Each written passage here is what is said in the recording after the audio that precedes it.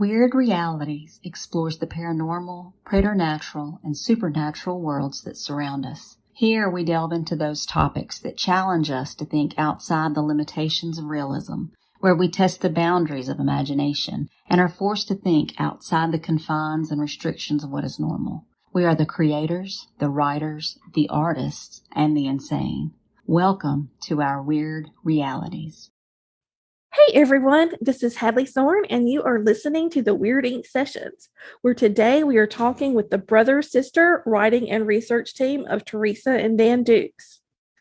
So what does the Notorious Outlaw Jesse James have to do with hidden treasure, Freemasonry, the Knights Templar, Founding Fathers, and Jewish mysticism? Stay tuned and find out. But before we get started, please like and subscribe to make sure you get reminders each time we upload new episodes. From cult classic movie reviews to thought-provoking discussion and interviews from the latest and greatest authors, researchers, and filmmakers, we here at Wyrd Realities are dropping new content weekly. Thanks for being here today, guys. Before we get started, could you give us a little bit of the backstory as to why you are the right people to tell the story?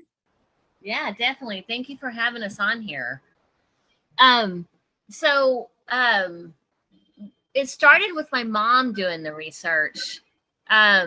She heard it all her life that she was related to Jesse James.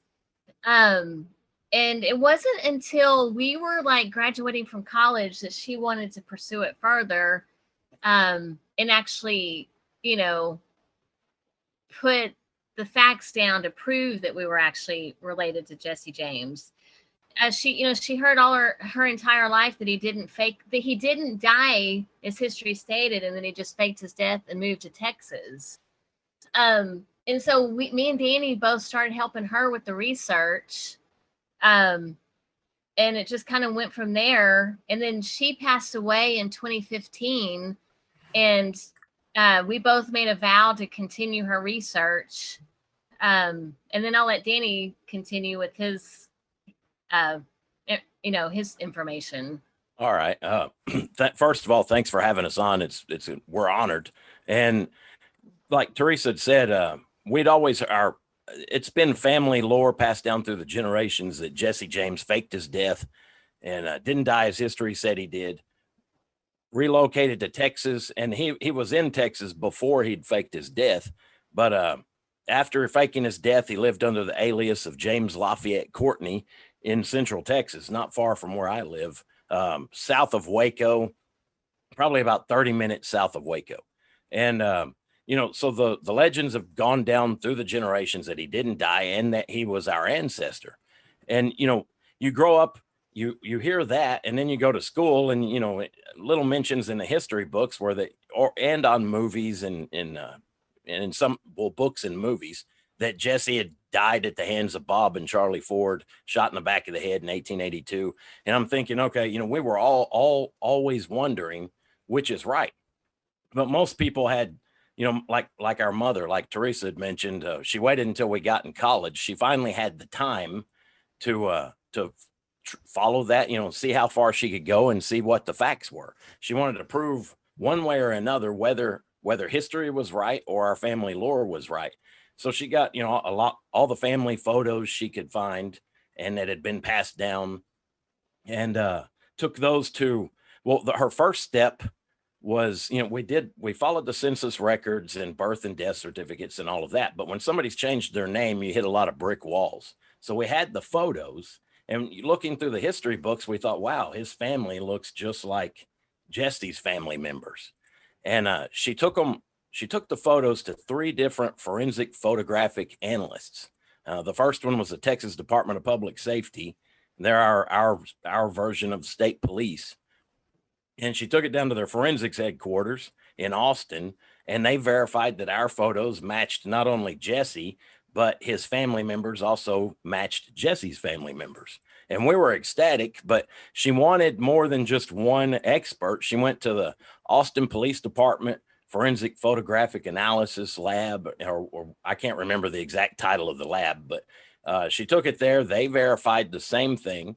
And she also sent it to a place called Visionics, who've who changed their name to Identics later, and they were bought out by different companies. But they sold and they developed and sold facial recognition technology to different military groups and to international airports, for catching terrorists and stuff like that.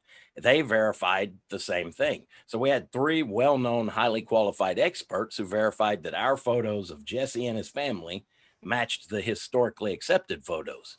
And then when you take that with all the other research we'd done over the years, there was we ended up with more evidence than the traditional, the adherents of the traditional story have. Much more evidence. And we all thought naively that they would be so happy to know that Jesse didn't die and that Bob didn't kill him, or Bob Ford.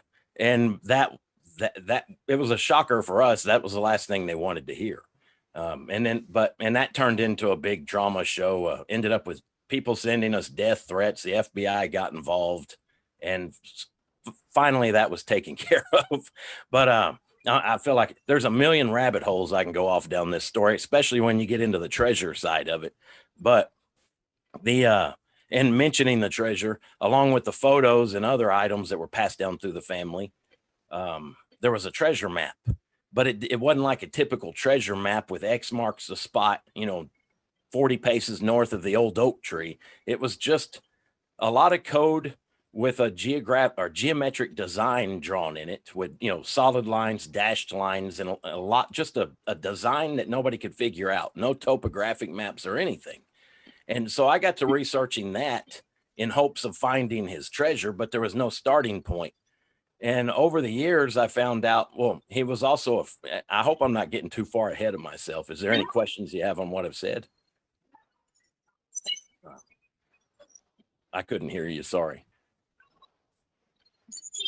I'm very interested. Oh, so, okay. The hell you want to go down? We're all about it. I'm sorry, I couldn't hear anything. Please feel free. Okay, all I heard was feel free. So, all right, can you hear me now? Barely. I can. It sounds like a real high pitched squeal on the other side. But just tell the story, and I didn't get all that in the audio. Okay. I heard tell the story. All right. So,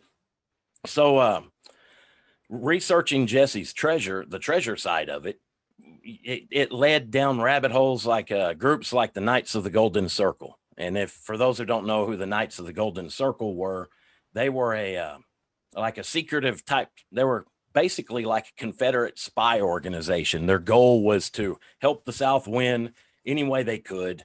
They were in charge, in the South, they were the Knights of the Golden Circle, and their adherents or allies in the North, who were Confederate sympathizers who lived in the North, they were referred to as Copperheads. And you can look through history books. There's been movies. I think one movie was called in the last few years was called Copperhead. But they had members all over the country, and during the Civil War, their basic goal was to try to intercept messages, about troop movements and things like that. Anything, the normal things a spy would do during wartime, intercepting messages, burning bridges, tearing up railroad tracks, anything to halt or slow Union troop movements. So, but after the Civil War, their alleged stated goal was to gain as much money and wealth as they could, any way they could, so that they could fund a second civil war. And that's what most historians claim. And their goal afterwards was also to create a Southern empire, which stretched, included all the Confederate states, and it stretched south to the northern part of South America and all of Mexico and Central America, with Havana, Cuba as their capital. And that's basically a quick overview of the Knights of the Golden Circle. There, a lot of people try to lump Jesse James and people like General Albert Pike into that group, but there's no proof. I've never, or if there is any proof, I've never seen the proof. And it's just a lot of hearsay now that gets involved, and they just lump people in who you can't really prove whether they were or not. It wouldn't shock me if they were part of it. I mean, they fought for the South, so it makes sense that they would be a part of a group like that, maybe. So in researching the Knights of the Golden Circle, there was a treasure template that kept popping up. And that came from a guy he was a Jesse James hoaxer. He was one of the many people who came out and claimed that he was Jesse James. And his name was J. Frank Dalton. He'd been debunked like all of the others. It was proven that no, he wasn't Jesse. But he claimed he was, and he had this treasure map. And the funny thing about J. Frank Dalton is he knew more than the other hoaxers ever had. And I'm convinced, we all know he wasn't Jesse, but he had information. I think he had some kind of dealings at the very least with a gang member. And without going into too many rabbit holes on that, this template that he had, it was like a rhombus shape with concentric circles, and in the center of it was there were 33 locations on each template, or on the template, with potential they would serve as potential treasure sites. But when you get this template, you can overlay it over a map, but if you don't know the scale, you have no clue as where to start and how far it goes. So it's kind of useless. Well, to fast forward, we'd met a man. He was a 32nd degree Freemason named George Roming. He was a former World War II vet. He was a Freemason. When he was a young boy, Jesse, living in Blevins, Texas, was an old man. And Jesse had hired George to help him move 700 bars of gold about 20 miles away to a ranch that was owned by one of Jesse's old friends. And they buried 680 of those 700 bars of gold. And according to George, each bar weighed about 15 pounds. So 680 times 15, that's a lot of gold. A lot of ounces, which would be billions today. But I'm trying to make sure I stay on track without going off on, because there's a lot of rabbit holes, even involving the group who helped bury it. But George wrote, when George was an elderly man, our mother's first book came out. George contacted Mom. He told us all these stories and even drew a map as to where the gold was. So we were excited. Of course, we'd love to go find it. We went out to exactly where he told us to go. It's on Fort Hood Military Reservation. So we didn't make it to the spot. We're not going to go on a military reservation and try to dig anything. But at least we knew where it was. And at that same time, the former Attorney General for the state of Texas, Wagner Carr, he'd also been involved with the Warren Commission, who investigated the assassination of JFK. Wagner Carr had a great interest in Jesse and the treasures, and he had his driver come out and take my mother and I to 2 locations where very large treasures had been buried but were recovered. And that gave me 2 more locations, which helped me work out the scale of this treasure template. And I finally found out where these were. Everything lined up. I was excited. The next problem was just trying to get permission from landowners to try to find the treasure. And of course, that turns into a nightmare because they want to know where it's at and not cut you in. There's a lot of struggle involved with that. So I backed off of trying to get permission after almost a dozen refusals and I never told them where it was, but and without going into more detail on that, I came back, started working with the template, and it turns out, I would stack one template next to the other, overlaying them over a map on Google Earth. And it turns out this template spreads across the Americas, Mexico, Canada, the United States, and every place. There were a lot of places of interest. Of course, it's almost like laying out a city. If I try to describe it better, if you're laying out a city, you're going to make a grid system. And in that grid system, there's going to be buildings, streets, and vacant lots. Whereas on the template, when you lay it out and you cover the U.S. with it, there's a lot of vacant spots as far as treasure goes. But when you know the areas or hot spots around the country where treasures were alleged to have been, it helps you pinpoint right where they're at. And further than that, it also pinpointed, it lines up with the Newport Tower in Rhode Island that was alleged to have been built by John Dee or the Templars. There's a place called the Los Lunas Decalogue Stone in New Mexico that when pioneers had asked them who put the Hebrew writing on the boulders on that stone, the Indians or the natives told them that they didn't know it was there when they got there. It lined up with Scott Wolter's hook, the rune stone, and that Scott Wolter's famous for finding the hook, and he wrote a book, The Hooked X. And it lines up with areas around Oak Island and the treasures involved with that. So it shocked me. It's not just treasures. It also lines up with areas that are locations that are steeped in historic mysteries, like all those I just mentioned.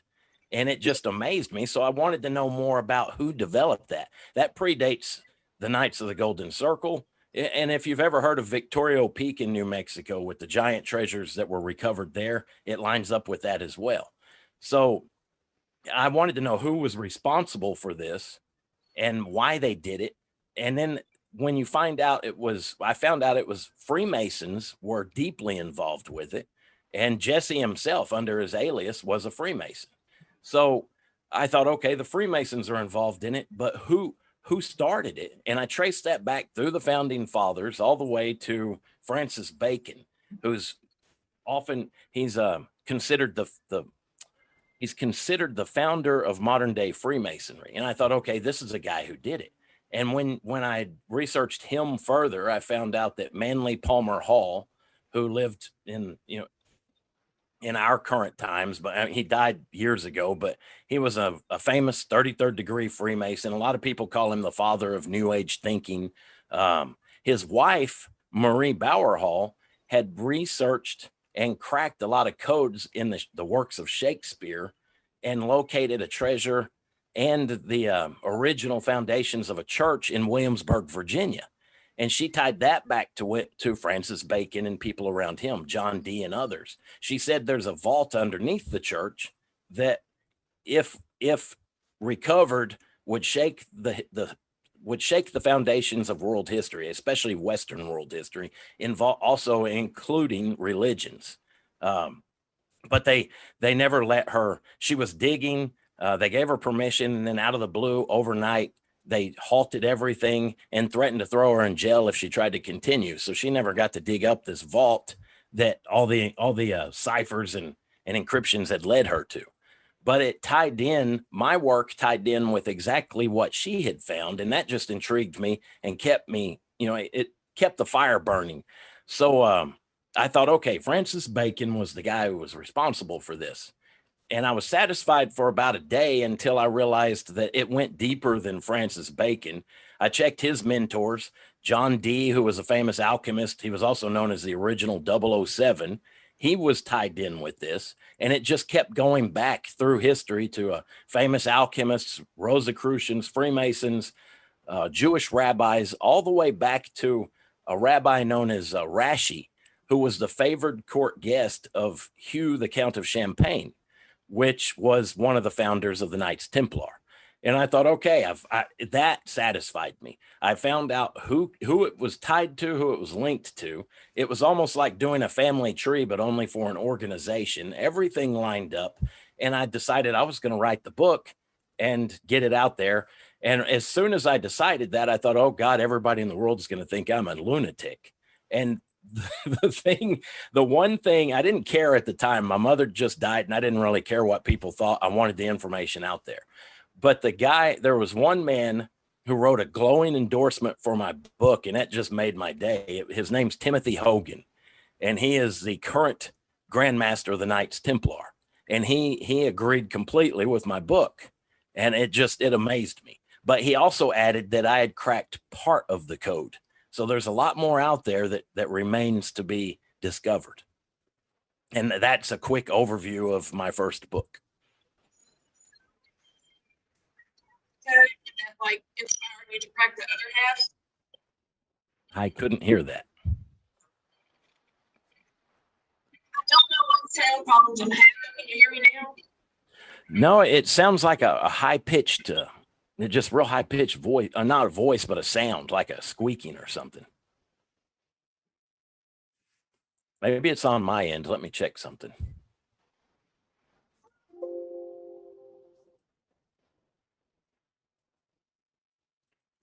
All right, try it now. Can you hear me now? I can hear you, but it's still real. There's a real high-pitched squealing sound on it. Go back and forth. My dog's been very talky today. So, Yeah. so I'm putting on mute so y'all don't hear him bark. But, very interested in what you're saying. I was just going to ask, like, that does it make you more curious?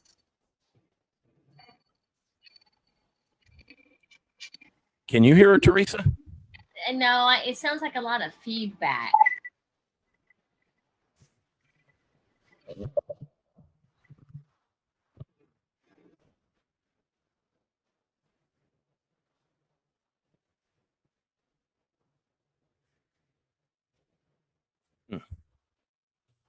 Can you hear me now? Oh, yes. Perfectly. Yes. Perfect. Okay.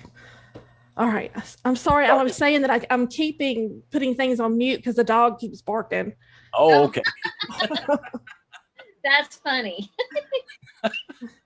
No, I was going to ask, when you heard this, that you cracked half the code, did that make you more curious about solving the rest of the code?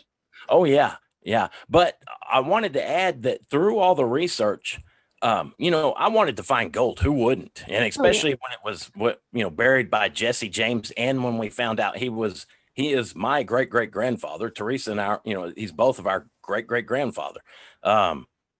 We felt, it was like a family thing, and who wouldn't want to find gold?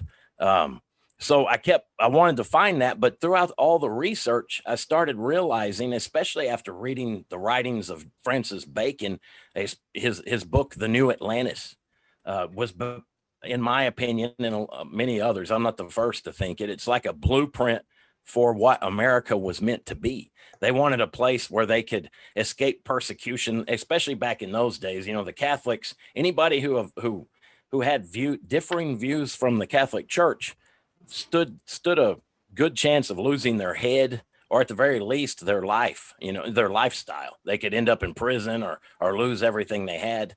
So and it wasn't just people like Francis Bacon, all these groups, Jewish people, alchemists, and people of different faiths and beliefs, they couldn't speak their mind without the threat of losing their life. And a common dream with all of these groups was a place with liberty and freedom, and the freedom to freedom of religion, and basically just liberty and freedom. Everything America was founded to be, it was written of in his book, The New Atlantis. And after finding out all this, I thought, well, they would need a treasure. If they're going to start a new nation, they would need a treasury, just like any country, to fund all of this and to save for rainy day funds, pay for wars or anything like that. And that, I believe, that is exactly what most of the treasures were used for. That, in addition to, a lot of people referred to, especially when the colonies were starting, they were referring to the New World as the New Jerusalem. And that tied in deeply with a lot of this, the treasures from the temple, and they're moving them to the New Jerusalem and setting up a new temple in the form of the United States. And in addition to the template I was first describing, I found out that's referred to Kabbalistically as a veil. And I call them the veil templates. It lines up perfectly with a lot of teachings in Jewish Kabbalah. And a second template that underlies all that Williamsburg, Virginia, and Victoria Peak and several other locations are tied to, is in the shape of the Kabbalistic tree of life. And that just blew my mind. When I found that, I thought, oh my God, it's a giant Kabbalistic tree of life, and it's perfectly shaped. And the veil templates that cover it, there's 3 veil sizes. Those templates come in small, medium, and large. And that ties in perfectly with they call it the 3 veils of negative existence in Jewish Kabbalah. And I thought, oh my God, everything just started falling into place. But to get back to what I'd started on that, I wanted to find treasure. And then when I discovered all of that, I realized it. And I know it sounds corny to a lot of people, but it's not for one person. It's not for me or any other one person. I believe it's for freedom and liberty and those who take care of it. Well, that's fascinating. So as you're discovering all this, I mean, did it change like the foundation of who you are as you're greatly? And well, just reading, I wanted to know the dimensions, everything they did, the dimensions of the templates, for example.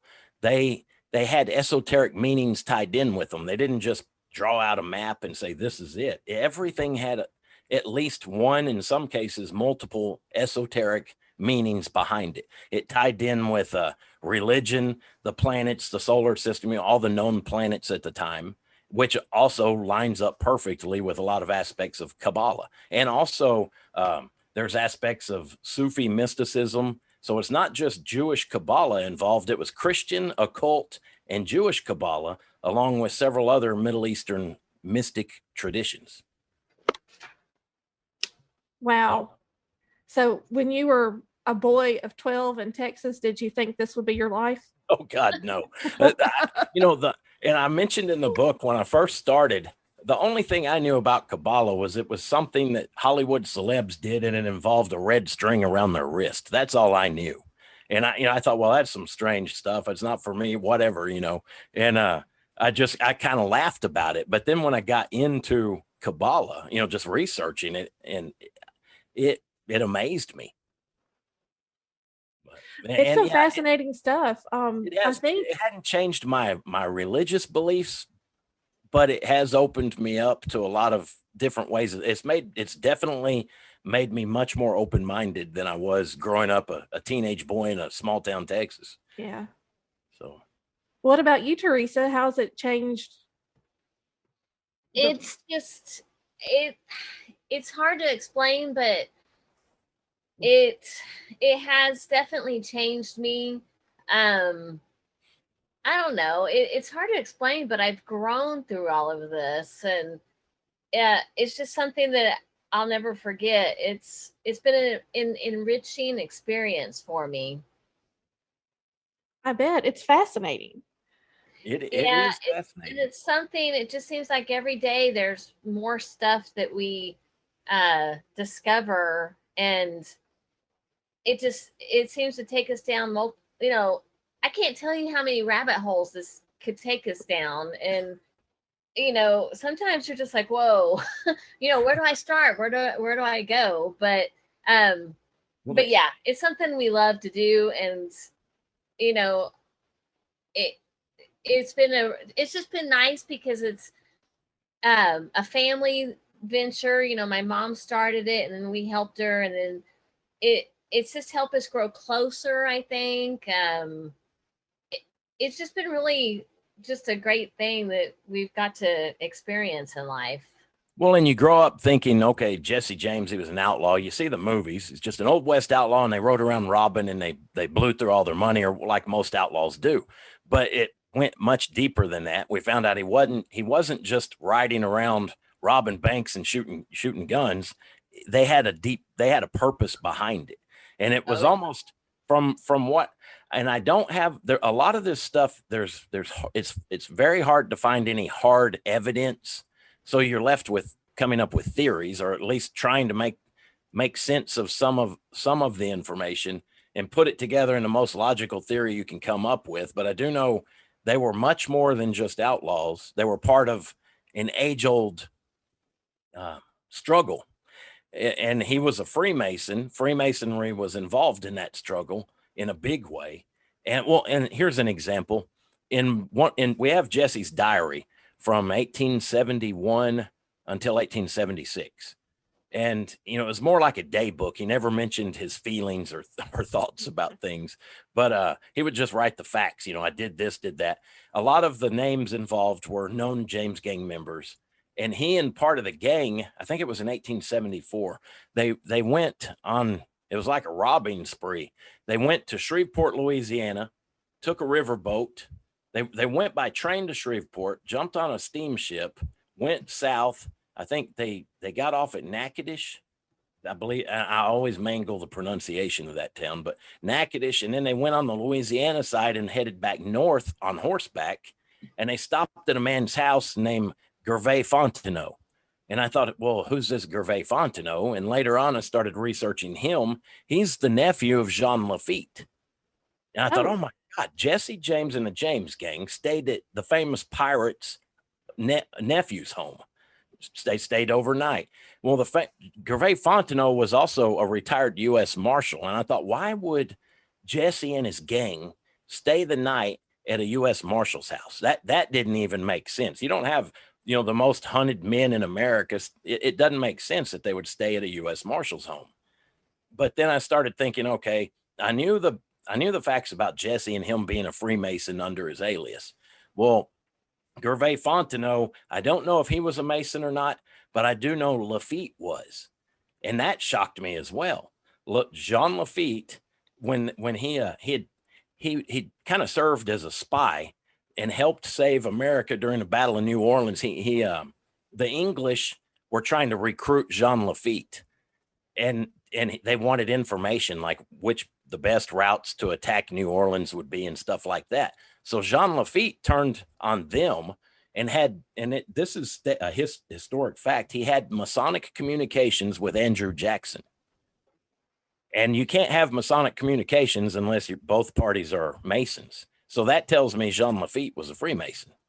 I mean, that's pretty obvious. And then Jean Lafitte helped save the U.S. and all that. But it shows to me, it hints at a deeper network of people involved with the government and other aspects of the country in helping keep America in helping keep America along the same plans they had in the beginning. I hope that made sense. It does. Okay. So that little entry in his diary it showed me there's a bigger network. People like Billy the Kid, that's going to come out in my third book. Billy the Kid was also involved with Jesse. They met in Las Vegas, New Mexico in July 1879 for the purpose of joining forces. And it supposedly didn't work out, but both of them had supposedly died. Well, they were allegedly assassinated under similar conditions, by friends or members of their own gang. And it just made me wonder if they met and discussed faking their deaths. And a lot of people don't realize Jesse had tried to fake his death a few years earlier, but it didn't work because there wasn't a body. So, okay. Well, I knew that there was a lot of mystery around Billy the Kid's death too. Yeah, there's a lot of people claiming he lived to be an old man in Hyco, Texas, just north of here. But I think a lot of the outlaws. Yeah, well, and if you think people think of faking your death in terms of how hard it would be today, because the computers, cameras, everything they've got on us today. But back then, there were no IDs, no numbers. You just rode to a different area, and if people asked your name, you told them whatever name you wanted, and they had no other choice but to believe that, or no reason to disbelieve you. So it was interesting. They laid low, but at the same but what I was getting at earlier, I have a bad habit of getting off on all the rabbit holes on this story, but it illustrated to me all this information that Billy the Kid, Jean Lafitte's nephew, and Jean Lafitte being a Mason. It illustrated to me that, a deeper connection and a much larger network that goes back through the centuries, all the way to the Templar. And I've had people say, you can't tell me that an outlaw would have been a Freemason. And I said, well, look at the Templar. Freemasons are very proud of the Templar, and the Templar were the biggest outlaws of their day, after the Catholic Church cracked down on them. Yeah. And a lot of them were known to have gone into piracy. So it wasn't a shocker to me. I don't think a lot of people think that through back to the history of the Templar and the fact that they were actually outlaws themselves. It's incredible. And you're blowing my mind with this information. I'm just sitting here. Which actually, one of my relatives, it was my uncle's wife. She was a direct descendant of Jean Lafitte. Wow. Oh, that's really cool. Yeah. That is cool. So, but it shows, well, when I look at it that way, the one thing I've been trying to get out to people lately is that, Jesse, he was a big part of it. He had his place in history, and he played a much larger role than people will know. But in the scale of the entire story, dating back to the Templar, he was an important part, yes, but he was a small part of a very old and large machine. And just trying to research the entire story, I don't think there's enough. I could spend several lifetimes and probably not dig up all the facts. And that's what I find very addictive. Well, you must be like a bulldog going after this, because I can't imagine how hard it is to get some of the information from about the Freemasons and the Templars, because they are such a close-knit group. Yeah, and I joined the Masons. I recently became a 32nd degree Scottish Rite, and yeah, it's interesting. But it's been, and then that in itself, you'd mentioned like growing up, if I'd changed or grown through this, it had just joining Masonry has opened my eyes on a lot. So and I agree with their saying. There's a saying they take good men and make them better. You're forced to think and see things through a different light, and try to do good instead of being a selfish, just out for yourself, getting what you can. Basically changing people from materialistic, in my opinion, to just trying to be a good person and help other people if you can. I'm gonna have to go get some books. I'm gonna have to get some books and read up on this stuff. I'm sitting here making notes. Francis Bacon, the New Atlantis. Yeah. And I had a friend, he passed away. He was a 33rd degree Freemason. He passed away last year. He's a real good guy. In fact, he's the guy who gave me my petition to join Masonry. And we'd had a discussion before I had joined, and oh God, now it's starting to leave my head what he'd said. He was talking about the front cover of the New Atlantis. And he said, "Have you ever seen it?" And I said, "No, I don't recall it if I have." And he said, "That's because it's not out there." And he said, a lot of people have been searching for the original front cover to the book, The New Atlantis. The way he said it, there's some big mystery about it. And I wish I knew the answer to it.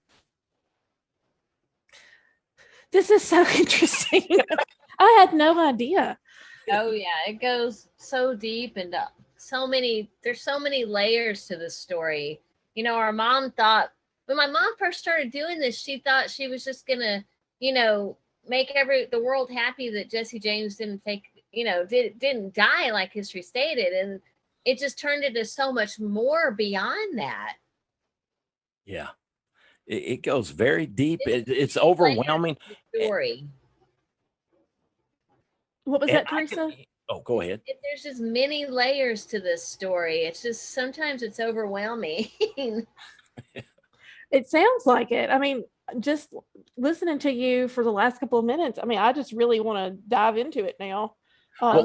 There's a lot of people, and I don't blame them. You can tell some people, if they ask you, "What's your book about?" and you tell them, they look at you like, "Okay, you belong in the nut house." And I can't help but laugh, because I actually told the man that once about 15 years ago. A guy was telling me just a fraction of the things I've come across. And I said, "No offense, but that sounds just flat out insane to me." And because you're raised, you go to school, you've got the cut and dry history books, and when you find out the details beneath the scenes or behind the scenes, that's when things start seeming a little too wild. And when you find out a lot of those, not all of them, but a lot of those are actually based on fact, the rumors and some of the legends and theories, I'm glad it took me years, because all at once would probably drive a person insane. So, yeah. Well, I think that just there's so much more that we the average person does not know or understand about what goes on every day. And the Masons have always fascinated me because they seem to be so rooted in our history and our future. Yeah. So,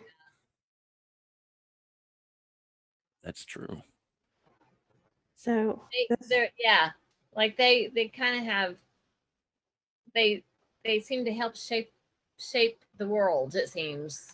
Yes, they do. And there's so many, and I'm big about symbolism and putting little Easter eggs and stuff for my readers. So I find this, and that's one of the things I do love about this type of intrigue is they have the hints there for the people who know where to look. Yes. Exactly. Oh yeah.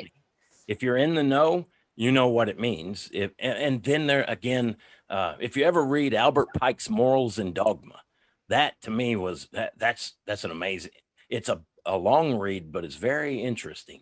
And he mentions part of the beauty of symbols, and I can't quote him exactly on this, but part of the beauty of symbols is that they almost always have more than one meaning. That's true. And that was a big clue for me on a lot of this. And reading, well, like I'd mentioned, if you got all of this at once, it seems like it could drive a person crazy. but that tied in. I was watching a video when I was doing the research. I was watching a video from an Orthodox rabbi. He's real big into the Kabbalah, Jewish Kabbalah, and he was mentioning how they slowly feed things to their students, because if you learned it too quick and at the time that wasn't right for each individual, then it could basically mess their head up.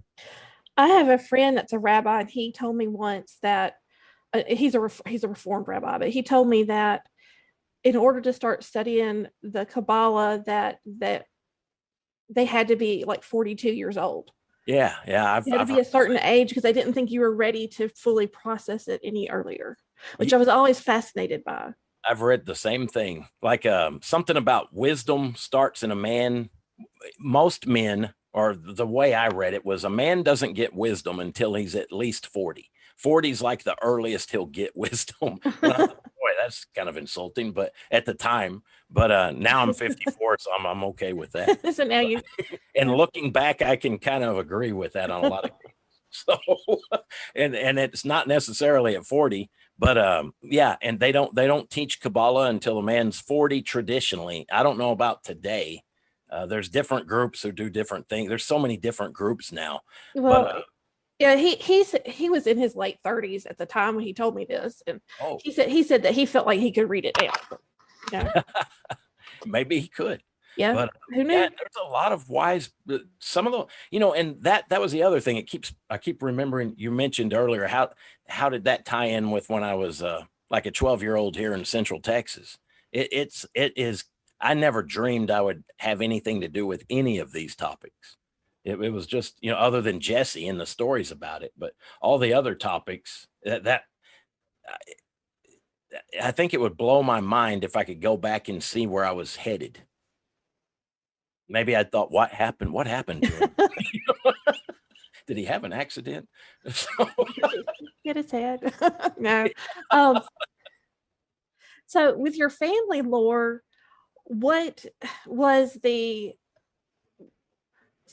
real story about his death? The fake death.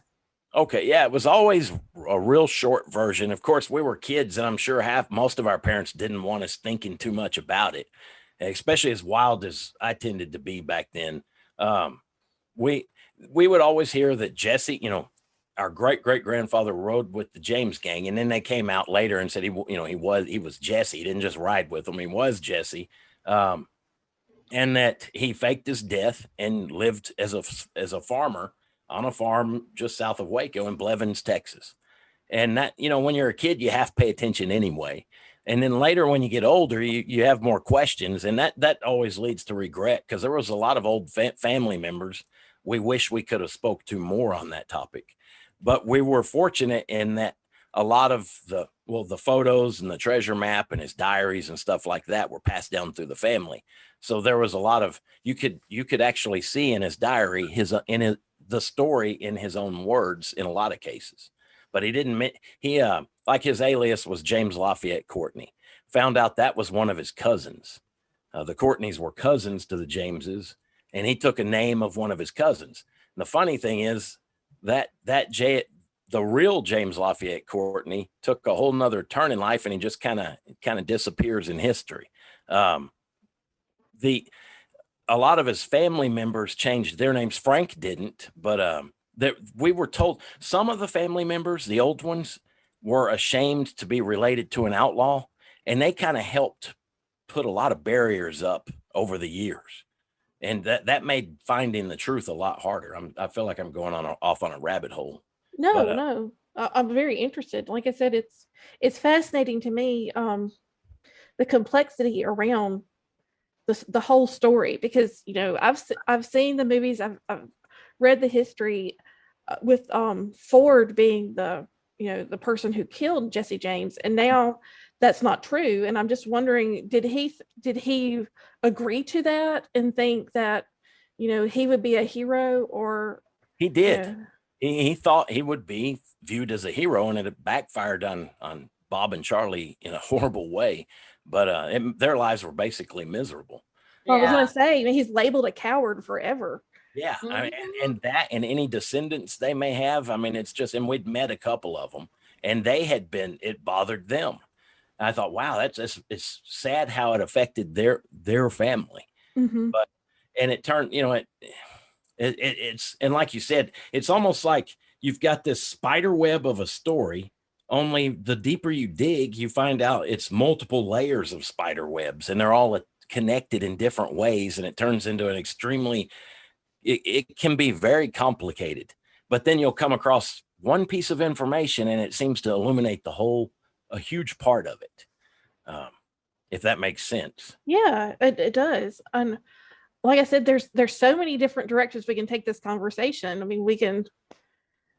Yeah. Well, who was he working for? Who was he stealing the treasure for? Did you have names? A lot of that is I don't know. I would love to find records. I don't know if there are any records of the communications he had with other people, but if you look at their robberies, when they would hit a train, for example, they knew what they were after, and the shipment was on it. They had someone helping them, and it was obvious in a lot of cases. When they hit a stagecoach, they knew what was on that stagecoach. So they had someone else feeding them information, and it was kind of obvious when you look at it that way, and especially a group of outlaws who were chased by the authorities for well over a decade, and nobody knew what they looked like. Here's another thing. In my third book, I'll give a little teaser on that. The governor at the time, Thomas T. Crittenden, he was related to the James boys by blood, distantly related, but they were related. The Sheriff Timberlake, who was supposedly chasing Jesse, he was related. The H.H. Craig, the police commissioner who was involved in identifying the body and who was allegedly chasing them, he was related to Jesse. All the big figures except for the Pinkertons. And if you'll notice, like at the Pinkertons were after them. They threw a bomb in his mom's house, blew her arm off, killed his half brother, and maimed his stepfather, Dr. Reuben Samuels. And the Pinkertons were after them hot and heavy, trying to kill them. They even killed the Pinkerton agent. But when it came to the alleged assassinations, the Pinkertons were nowhere to be seen. And it made me wonder, why are they so heavy in this story, but at the big moment, they're not even there? And that's just a mystery in itself. I've never found any answers to those questions as to why they weren't involved. But the big key on that is nobody knew what he looked like. And so the only people who could identify Jesse were his family members and his fellow gang members, who were also, in many cases, just other extended parts of his family. And the lady who was his alleged wife, she was his first cousin, but she couldn't even describe what Jesse looked like, or the man she was claiming was Jesse, which was, we believe, actually Wood Height, who was also a first cousin of Jesse's. That was the guy whose body was passed off as Jesse. That's crazy. Yeah, and everybody knows Wood Height was killed. Wood Height was involved with in a love triangle between he was involved with Bob and Charlie Ford's sister, whose name was Martha Bolton. He was Jesse James's first cousin too. Yeah, and he got killed. Yeah. Yeah, he was shot. He got in a fight. There was a farmhand named Jim Gibson, and he was a farmhand who worked for Bob and Charlie's sister, Martha. There was some kind of love triangle between Wood Height, Martha, and the farmhand, and there was a big fight. Wood Height shot the farmhand and killed him, and Bob and Charlie, one of the two, shot Wood Height and killed him. It was a big fight, big gunfight right there in that little cabin. Well, Wood Height's family was a very wealthy Kentucky family. There's no grave for Wood Height. No one has ever found Wood Height's grave. And that was another link in, a big part of our theory on the body that was passed off as Jesse was actually Wood Height. And at the coroner's inquest, they asked her, how old was your husband? She didn't know how old he was. I mean, she'd supposedly had 2 kids with him and had been married for years, didn't know his age, didn't know if he had a finger missing or not. And every detail a woman would probably more than likely know about their husband, she didn't know him. But they asked her about her jewelry, and she knew every detail of every piece of jewelry she'd ever had. I thought that was kind of odd. You remember your jewelry, but you don't know a thing about the guy who fathered 2 of your children. So, yeah, that's kind of weird. But and there's a lot of odd things. When they did the exhumation in 1995, trying to prove that was Jesse in the grave, they found male and female bones in the same grave. Women's clothing, of course, and men's clothing. The hair that they sampled and claimed that they used that hair in a tooth to prove that was they said DNA proved the story.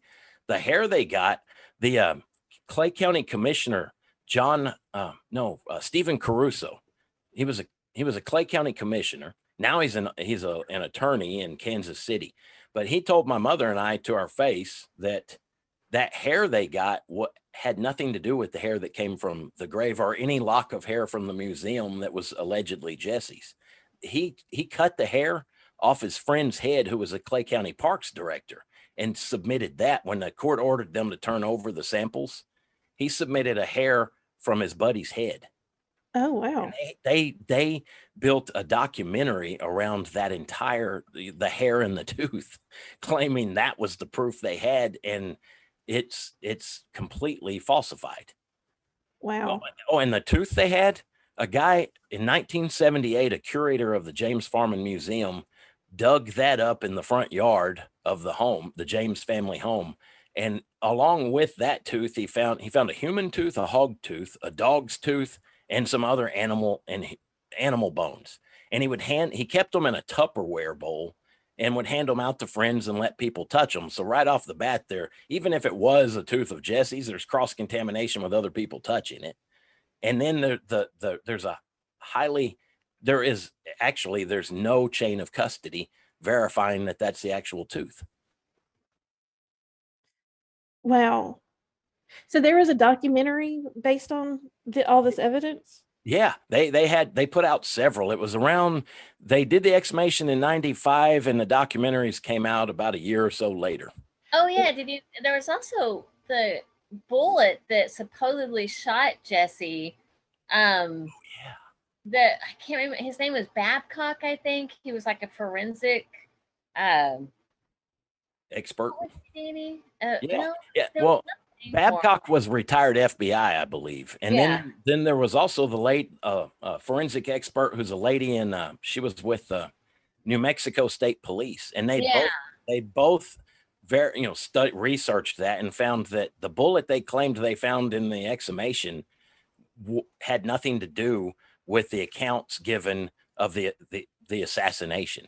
It was allegedly a .44 shot at point blank range.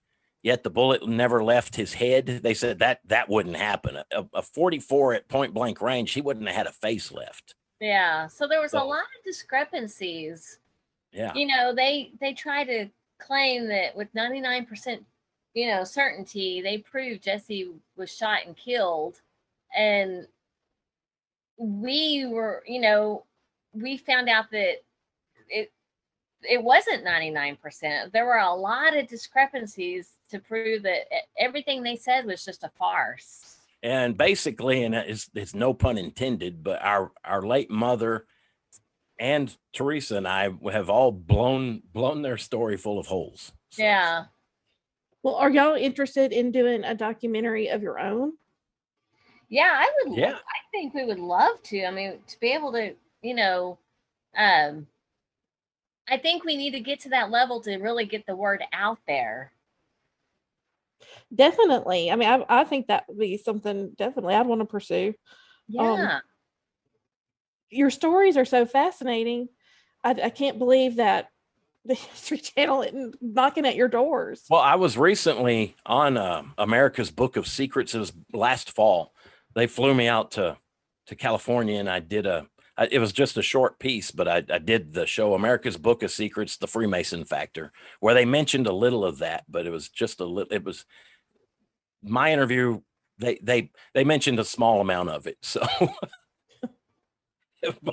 but yeah, we would both love. Our goal is to get our research and our late mother's research out there in as big a way as we can. Yeah. Well,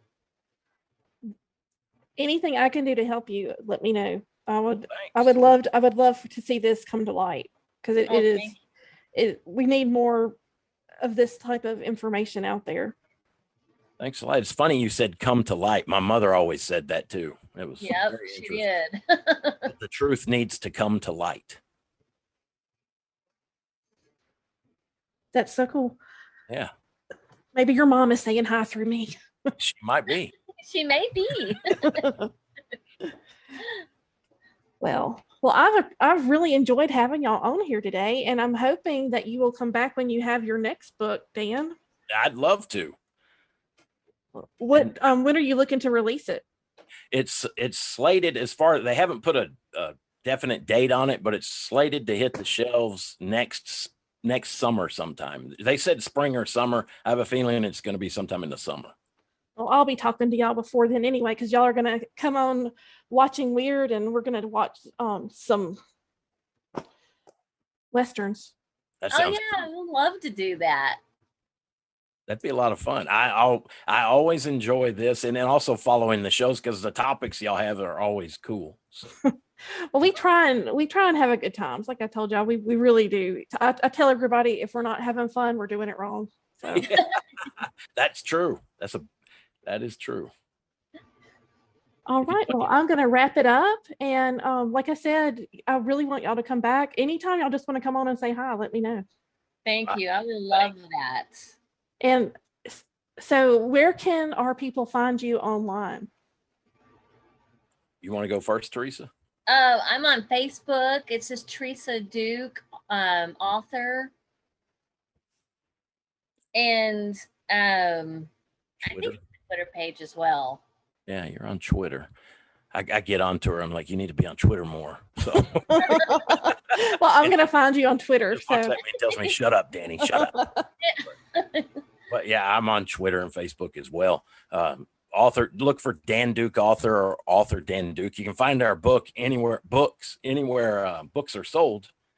Inner Traditions is our publisher, so you can go to innertraditions.com and find them as Jesse James and the Lost Templar Treasure. And the second book that I co-authored with my sister Teresa is Jesse, the Mysterious Life and Faked Death of Jesse James.